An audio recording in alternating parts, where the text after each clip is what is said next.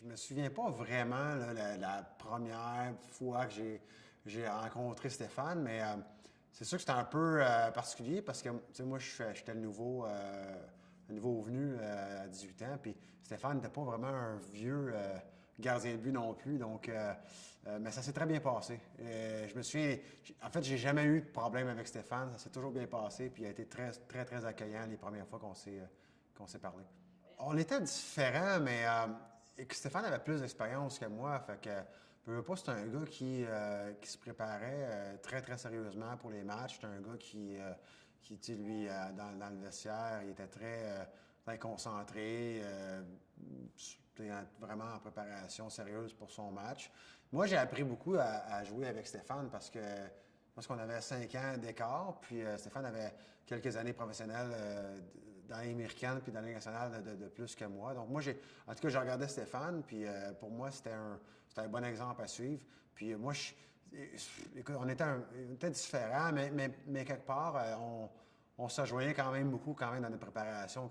On n'était pas des gars très excités, très exubérants. On était des gars assez concentrés finalement. Stéphane, c'est un bon professionnel. C'est un gars qui... tu sais, il m'a accepté rapidement. Tu sais, quand je suis arrivé à Québec, même dans un rôle où bon, il y avait eu quand même avec le repêchage, puis il y avait eu comme un genre de hype intéressant ou important par rapport à moi, mon arrivée là-bas. Même si peut-être Stéphane, il aurait pu percevoir mon arrivée comme une threat ou quelque chose qui aurait pu y nuire éventuellement. Il a toujours été vraiment, vraiment correct avec moi, puis la relation a vraiment toujours été bonne. Puis moi, de ce que j'ai pris de Stéphane, ce que j'ai gardé de Stéphane, c'est que c'était un professionnel. C'était un gars qui se préparait. C'était un bon gars. C'était une bonne personne. C'était un gars qui était gentil avec tout le monde. Tout le monde l'aimait dans l'équipe. Tout le monde l'aimait dans l'équipe. Puis c'était un professionnel. Fait que pour moi, c'était un gars qui était un bon exemple pour un jeune comme moi. Vraiment un bon exemple. On a toujours une très, très bonne relation. Puis même quand mes 2 années avec les Nordiques, écoute, Stéphane, j'étais tout le temps avec lui. Tu sais, on était co-chambreurs sur la route. On voyageait souvent ensemble pour aller à l'aéroport. Dans ce temps-là, la nutrition était moins importante qu'aujourd'hui. Donc, on allait souvent chez Ashton manger une poutine en allant à l'aéroport ou en revenant de l'aéroport ou après les entraînements. On était souvent rendus là. Mais on était tout ensemble. On allait super ensemble la veille des matchs. Et puis, quand on est arrivé avec l'Avalanche, à ma 3e saison, on était encore ensemble, sinon plus, parce qu'on était, on était dans le nouvel environnement à Denver, au Colorado. Puis, écoute, non, c'était vraiment un très, très bon ami. C'est encore un bon ami, mais on était vraiment très proches. Puis, jamais la compétition entre nous au niveau de la glace, même si ça n'avait pas tellement, parce que Stéphane était quand même plus vieux que moi, était toujours bonne. Puis moi, même moi personnellement, puis Stéphane pourra peut-être te dire la même chose de son côté. On a toujours eu des bonnes relations avec nos partenaires, puis Stéphane, c'était super comme relation. C'est très rare que 2 gardiens de but de la Ligue nationale n'ont pas des bonnes relations ensemble, parce que ça arrive, c'est arrivé, ça arrive des fois, mais on vit un stress très semblable, on vit un cheminement très, très particulier, très semblable. Puis, en général, il y a comme une proximité naturelle qui s'installe entre 2 gardiens de but. On pense les mêmes choses, on vit les mêmes choses. Puis, j'ai rarement vu un gardien de but. Tu sais, je ne veux pas dire qu'on n'espère pas une contre-performance de nos gardiens de but, mais on ne souhaite pas ça tant que ça. Tout ce qu'on veut, c'est quand ça va être à notre tour de jouer, c'est d'être prêt, de performer, puis de forcer la main au coach de nous faire jouer, à l'entraîneur de nous faire jouer. Mais j'ai jamais souhaité du malheur à mes partenaires. J'ai toujours pensé que c'était à moi à faire mon travail. Puis je pense que la grande majorité des gardiens de but pensent comme ça. On a vécu plein de choses ensemble, malgré on était ensemble peut-être 2 ans et demi, mais on était toujours ensemble. On était toujours co-chambreurs. On allait manger ensemble avant chaque match. On avait des importantes pillow fights. On avait vraiment des bagarres d'oreiller assez sévère de temps en temps. On avait vraiment du plaisir. Puis, écoute, je me souviens d'avoir vu ses enfants, bébés. Donc, pour moi, c'est comme une amitié qui remonte à longtemps. On a vécu nos premiers pas dans la Ligue nationale. Lui est un peu plus vieux que moi, mais quand même, on était quand même deux jeunes gardiens de but à l'époque. Donc, j'ai plein de bons souvenirs. Et puis, on s'est revus quand même, on se voit un petit peu moins là parce que nos vies nous amènent ailleurs. On est très occupés chacun de notre côté, mais on passait beaucoup de temps quand même des fois ensemble l'été. Donc, c'était plein de beaux moments. Rien vraiment en particulier, mais on a vécu plein de belles choses pendant nos quelques années ensemble. Puis, juste positif. Puis, Stéphane, ça va rester un ami pour la vie. Stéphane, c'était un gars qui jouait un style papillon. Je dirais un peu, pas nécessairement comme c'est joué maintenant. Un peu comme moi. Stéphane est un peu plus vieux que moi. Mais même moi, là, j'ai commencé à jouer un style papillon peut-être je dirais, récent ou plus moderne à partir du junior à peu près. Avant, dans le hockey mineur, on avait beaucoup de kick saves, des glissades là, à deux jambières. Et puis, Stéphane, c'était un peu comme ça. C'est un gars qui avait un bon style papillon, c'était un grand bonhomme avec des grandes jambes, très agile. Mais c'était pas un gardien de but qui avait un style papillon comme on voit maintenant, compact, qui jouait les positions. C'est un gars qui avait des bonnes jambes, qui avait des bons réflexes, mais un peu l'ancien style papillon. Là. Donc, oui, c'était un excellent gardien de but. C'est sûr, mais moi, j'ai vécu une situation similaire à la sienne plus tard dans ma carrière aussi. J'ai été un jeune vétéran, si on peut dire. Puis j'ai eu aussi des jeunes qui sont arrivés avec un hype, puis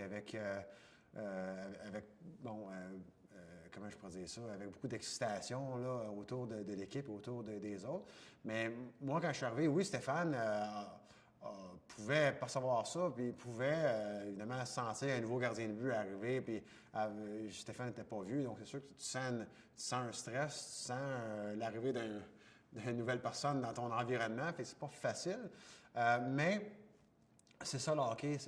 Puis dans un marché comme Québec, c'est pire. Tu sais, Québec, Montréal, Toronto, c'est des marchés de hockey où chaque petite chose est vraiment peut venir être très analysée, peut devenir vraiment big, peut vraiment devenir grosse.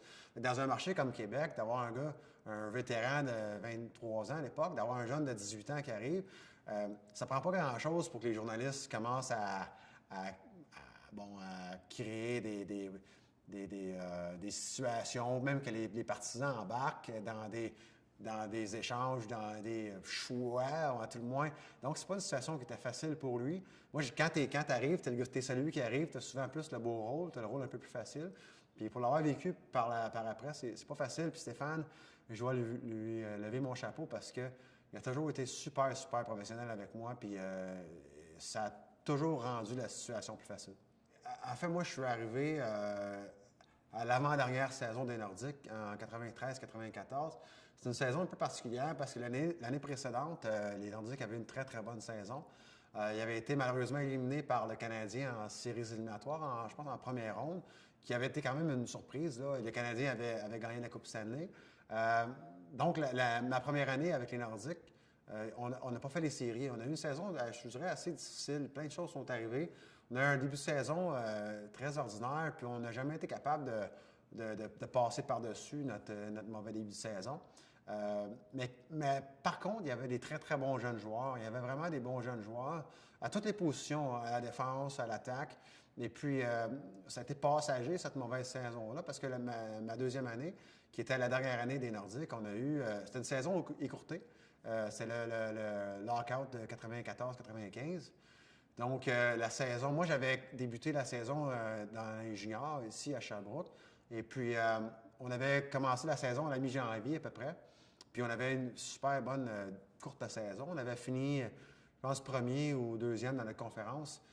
Et puis, écoute, on avait eu une très bonne saison écourtée au niveau de l'équipe. Et c'est là vraiment que les jeunes, tout le monde a pris un peu son envol. Et puis, l'année suivante, l'Avalanche et les anciens Nordiques qui ont gagné la Coupe cette année. Donc, c'était à ma deuxième saison. qui était en 94-95. C'est là vraiment que les jeunes Nordiques, les nouveaux Nordiques ont pris leur envol, puis ça a amené à vraiment des beaux succès pour l'Avalanche par la suite. On entendait des choses sur un possible départ, on entendait des choses à gauche et à droite, mais quand la nouvelle est arrivée à la fin de la saison, ça a vraiment été un choc pour tout le monde. Quand j'ai appris la nouvelle que les Nordiques étaient pour déménager au Colorado, j'étais justement en train de jouer au golf avec Stéphane cette journée-là, dans la région de Victoriaville, et puis on jouait, moi, Stéphane, et puis les deux René, qui étaient les deux préposés à l'équipement des Nordiques. Deux gars qui étaient là depuis longtemps, là, qui faisait plusieurs années qu'ils étaient avec les Nordiques. Et puis, ça avait été un choc pour tout le monde. Même si on avait entendu des rumeurs de déménagement, quand même, d'apprendre la nouvelle. Puis, je me souviens à ce moment-là, on savait vraiment... on avait arrêté notre match de golf, puis les deux René avaient quitté, avaient pris leur auto et étaient retournés à Québec pour prendre des nouvelles, puis pour vraiment en savoir un peu plus. Donc, ça avait été un choc. Puis, tu sais, quand des fois, tu sais, il y a des événements dans une vie que tu te rappelles toujours avec qui tu étais, puis où tu étais. Donc, ça, c'est un de ces moments-là. Puis, c'était pas une bonne nouvelle à ce moment-là parce que on pensait être longtemps avec les Nordiques, puis on adorait Québec, les deux. Fait que c'était vraiment particulier, puis ça a été une journée difficile. Quand les rumeurs de transactions ont débuté avec Patrick Roy et bon, tout ce qui s'est passé avec Montréal, notre équipe, l'Avalanche, était vraiment en bonne position au classement. L'équipe jouait très bien. Et puis, Stéphane était clairement le gardien de but numéro 1 de l'équipe. Et il jouait très bien. Il avait eu vraiment un très, très bon début de saison. Et puis, à ce moment-là, il y a eu la transaction avec l'Avalanche. Mais je pense que l'Avalanche a voulu amener... le fait que Patrick Roy soit disponible à ce moment-là, soit échangé, je pense que ça a surpris tout le monde. Puis, bon, Pierre Lacroix, qui était le DG de l'équipe à l'époque, qui était mon ancien agent, qui était l'ancien agent aussi à Patrick, voyait, là, probablement comme pièce manquante de l'équipe là-bas, l'arrivée d'un gardien de but d'expérience comme Patrick, qui avait déjà gagné des coupes cette année. Je ne veux pas parler à sa place, mais c'est probablement ça qu'il pensait. Mais c'était clairement pas parce que Stéphane ne jouait pas bien. Au contraire, Stéphane jouait vraiment très bien. Puis l'équipe était vraiment sur une belle lancée. Donc, ça a été quand même un choc autant pour moi qui est parti que pour Stéphane qui était là. J'imagine que ça a dû être un choc pour lui, puis il ne devait pas nécessairement être très content de ce qui se passait. Mais malheureusement, c'est souvent cliché, mais dans le hockey, des fois, il ne faut pas toujours te poser un tas de questions. Il faut juste se lever le matin, aller pratiquer, aller jouer, puis faire avec les circonstances qui sont devant nous. Écoute, c'est sûr qu'on se doutait fort bien qu'un des deux allait être échangé à Montréal. D'ailleurs, M. Lacroix Pierre nous avait rencontrés là, quelques jours avant. En fait, la veille ou la journée même de l'échange pour nous mentionner qu'effectivement, il y avait de l'intérêt à faire un échange pour Patrick Roy. Donc, on se doutait bien qu'un ou l'autre allait possiblement quitter le Colorado. Mais par la suite, quand l'échange est arrivé, c'est sûr que les deux étaient sous le choc pour des raisons différentes. Moi, je partais pour un défi complètement différent, puis lui, il se retrouvait dans une situation plus difficile où lui, il se ramassait vraiment comme deuxième gardien de but derrière Patrick. Donc, pour lui, je me souviens que c'était pas facile. On s'était parlé à quelques reprises, mais on avait continué à garder une bonne relation, puis bon, lui m'avait souhaité bonne chance dans mon nouveau défi. Et puis, j'avais fait la même chose, mais non, c'est sûr clair qu'on a gardé le contact, puis on vivait vraiment deux choses complètement différentes.